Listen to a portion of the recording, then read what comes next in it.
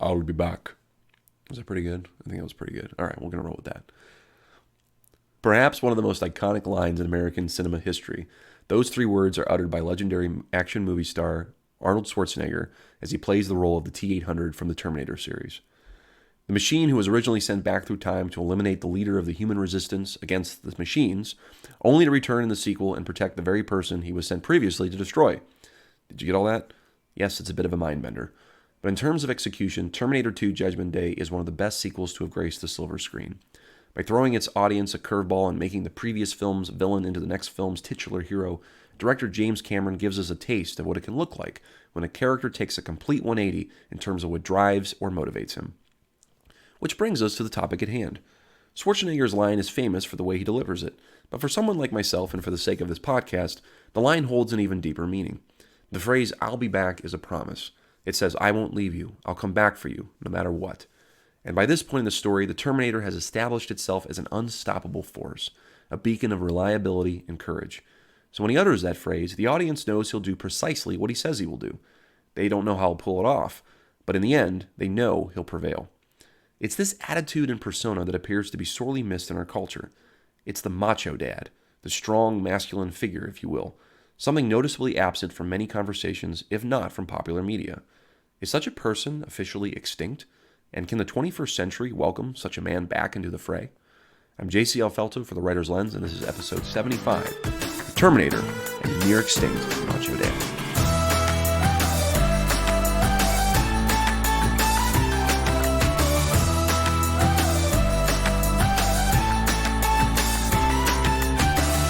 All right, guys, welcome back to The Writer's Lens. I am your host, JCL Felto. Get ready for another kick butt episode here. Because we're talking about a real kick-butt character in the form of the Terminator. The Terminator from Arnold Schwarzenegger. Trust you've been enjoying these analysis episodes. This is one of my favorites as a kid, which really should have never been a favorite considering the level of violence that you find in it.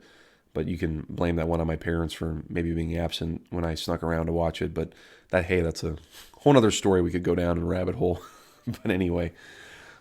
today we're talking about a really fun topic known as masculinity.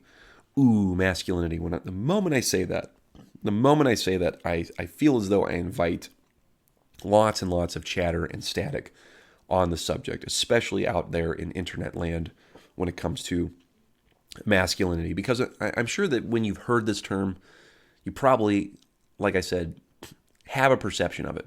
Like just saying the term masculinity evokes an image in people's minds. What do they think of? What comes to the brain when you hear the term masculinity?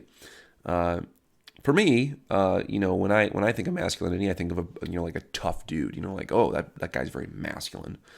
And if you dive into this idea of masculinity and what it's worth, it really is a trait that's most closely attributed to men. Descriptors like handsome, okay, rather than pretty or beautiful would be masculine. Okay, it'd be a means by which to describe someone who is a, very masculine figure. Perhaps being highly muscular could be another one. Okay, so these are somewhat physical characteristics that you would associate with a very masculine individual. Because if we were to say that masculinity was courage or bravery and self-sacrifice, okay, and if we were to say that these were masculine-only traits, okay, that would be doing a disservice to women out there because women can exhibit those same traits. Women can be courageous, they can be brave, they can be self-sacrificing. In fact, in many ways, women can be more self-sacrificing than men when it comes to certain things. So this is a bit of a conundrum, right? It's a conundrum in our culture because at large, the public perception of masculinity doesn't necessarily know what to do with it because there's been so much surrounding the term that we've almost lost what it is to be masculine. We've lost what this idea of masculinity really is. In fact, it's been really set off by another popular phrase known as toxic masculinity. Okay, again, talking in the wake of the Me Too movement and all of the sort of powers out there, women in prominent positions who have spoken out, women not in prominent positions who have spoken out thanks to the internet, talking about how men have abused positions of influence and authority for their own personal gain, and then calling it toxic masculinity. So there's a lot of stuff out there that people don't agree with when it comes to this idea of masculinity and the associations of what it means to sort of be a macho good dude, right? Now, this leads us directly into the Terminator. And I wanted to use the Terminator as an example for this episode because the Terminator, to me, it's not because he's a robot. And I'm not saying that men have to be robots and they have to be killing machines to be masculine. That is not the point of this podcast. That's not the point of this episode whatsoever. So, guys, if you're listening to this, it's not what I'm telling you to do. Ladies, that's not who I'm telling you to look for. Don't wait for that machine to be made by, SpaceX or Tesla or NASA or something like that. It's not what I'm saying. What I am going to say, though, in this episode is that this concept of masculinity can be redeemed for something really good, in the same sense that something that's feminine can be as well. Because if there's one term we don't hear out there, it's the idea of toxic femininity. Is that even a thing? Does that even exist? Has it ever existed? Right? And that could probably be a whole other episode itself. But for the sake of conversation, and we will kind of come back to that once in a while about this idea of femininity perhaps going awry,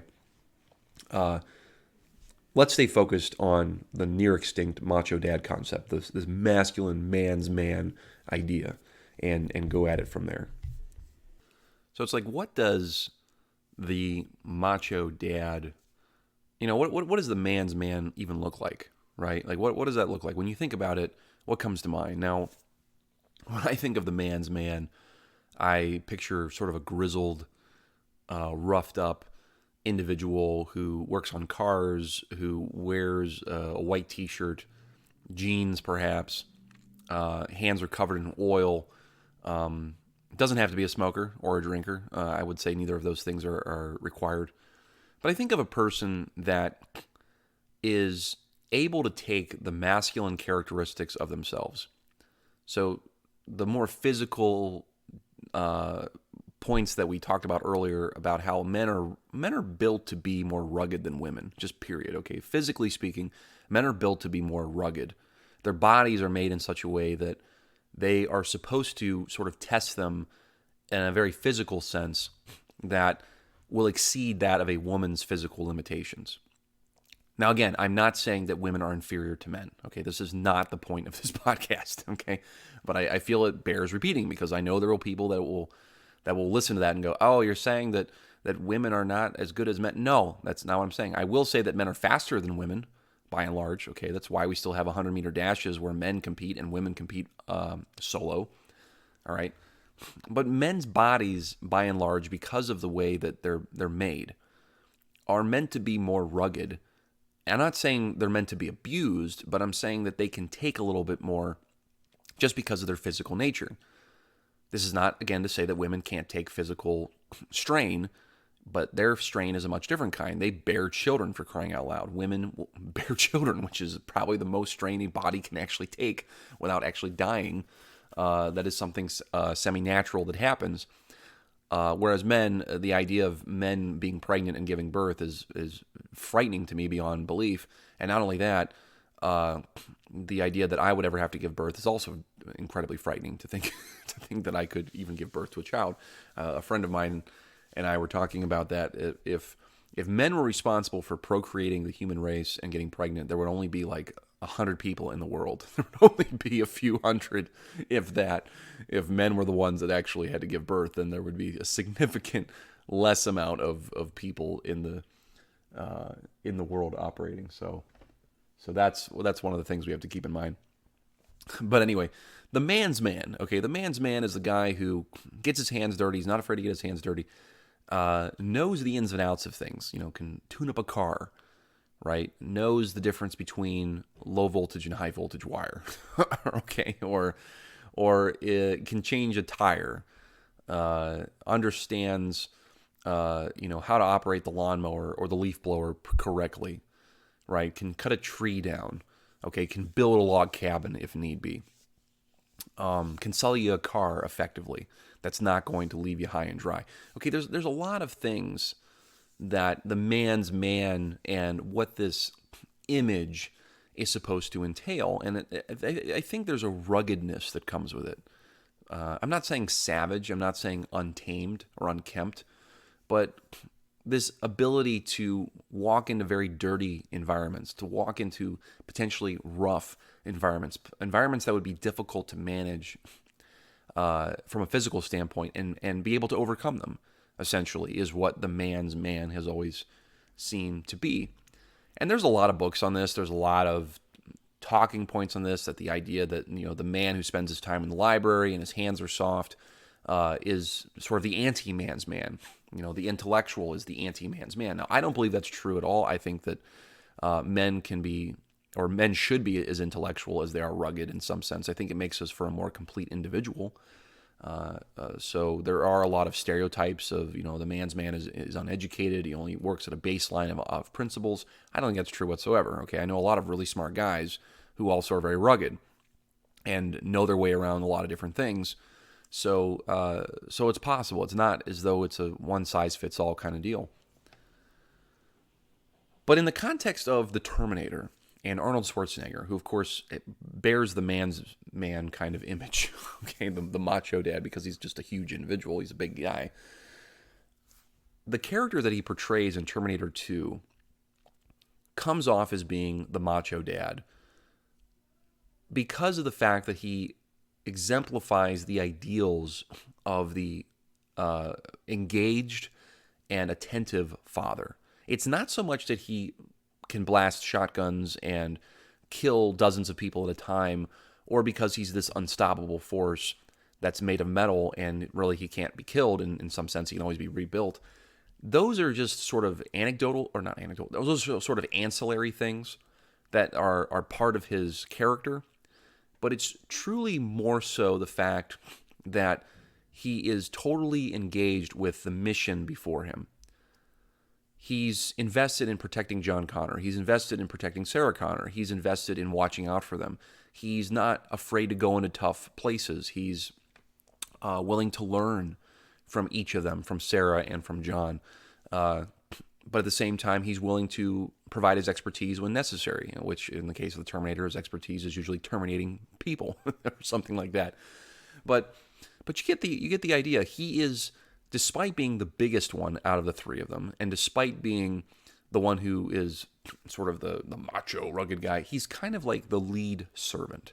Okay, he's the guy serving the two of them as best he can because he has the physical capabilities to do so. And this is really what, to me, drives the Macho Dad concept. Is the Macho Dad is not some guy who's distant, who's off washing his car, who works 12. Now, there can be guys that work these 12-hour shifts and never see their families, just for financial reasons. But he's not this disengaged, inattentive, or unattentive, I guess, individual. That's not who the Macho Dad is. The Macho Dad, the great man, if you will, is engaged. He knows his kids' ins and outs. He learns from his children. He teaches his children. He learns from his wife. He teaches his wife new things. He's not this guy that sits in his man cave all night and doesn't care what goes on above him.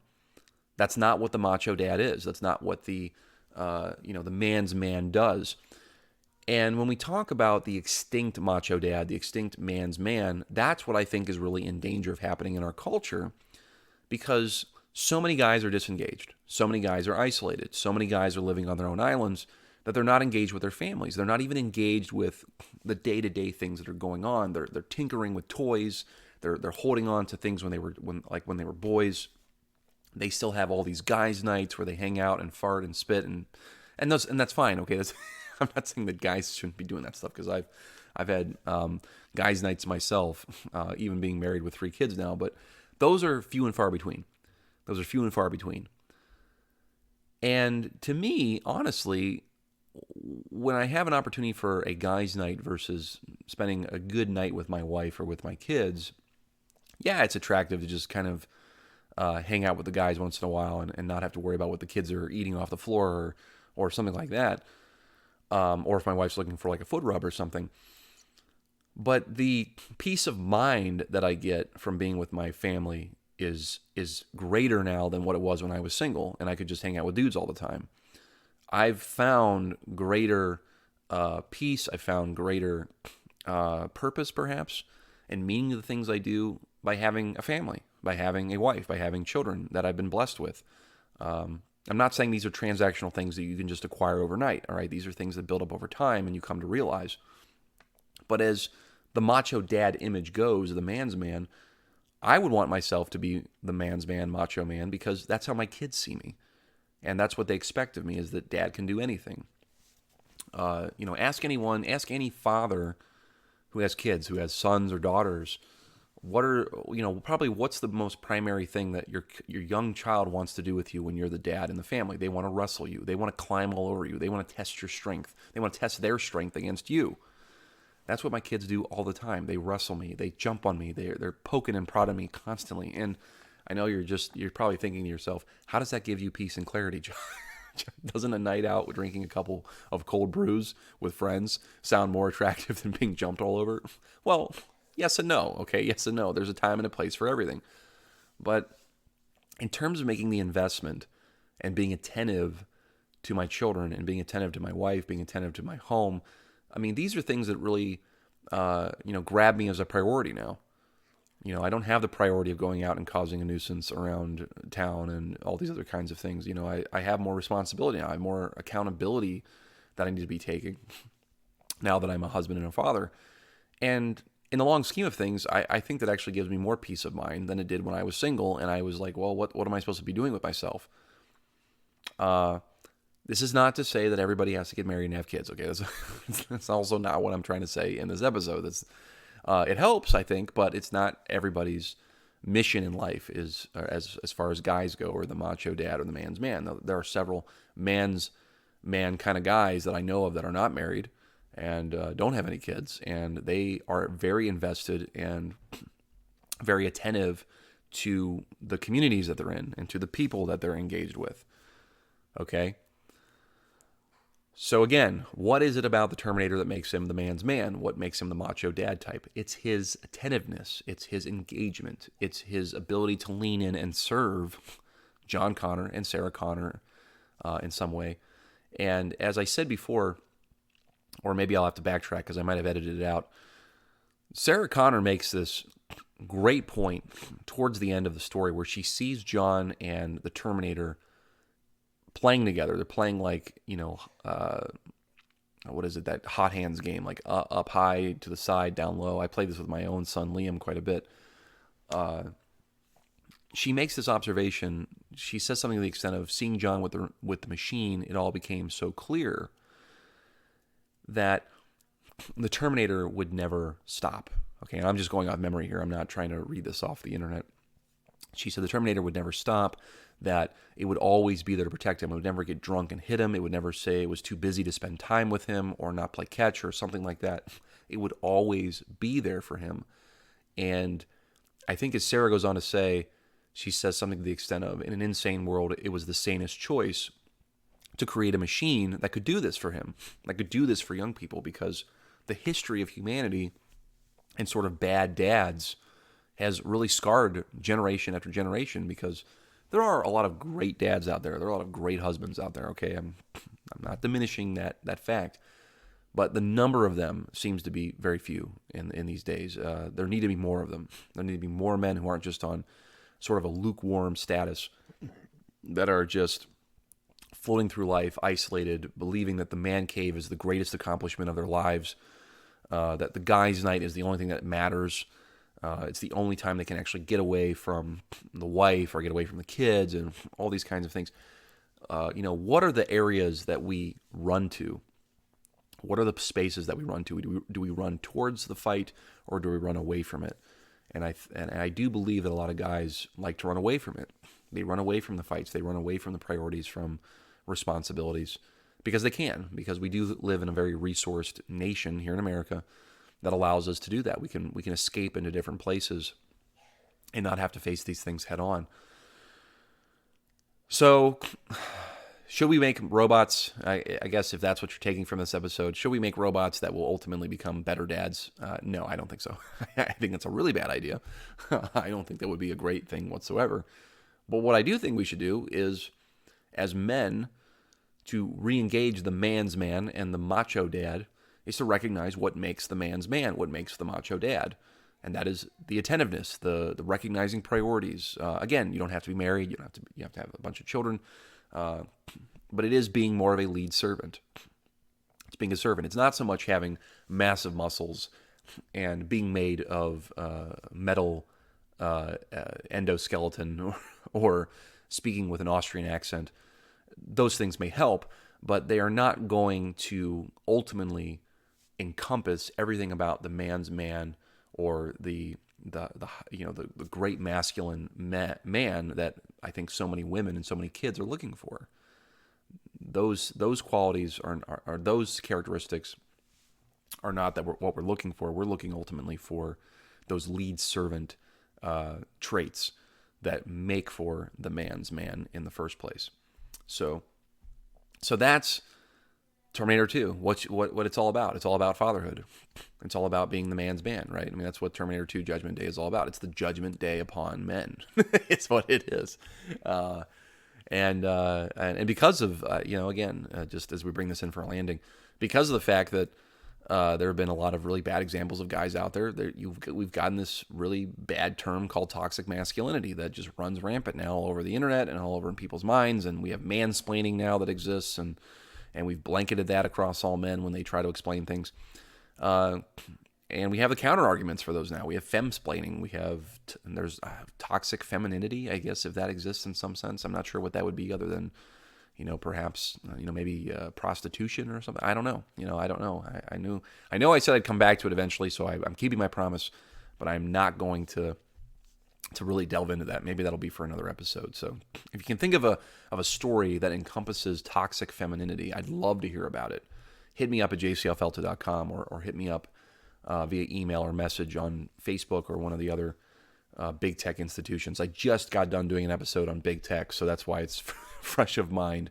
So hit me up on one of those platforms if you have an idea about that, and I'll do my best to dive into it, dissect it, and then bring you some premier content on that subject. So until next time, guys, stay safe out there. The coronavirus, aka COVID-19, continues to run rampant out there. So stay safe, stay healthy. Until next time we meet, I'm JCL Felto for The Writer's Lounge.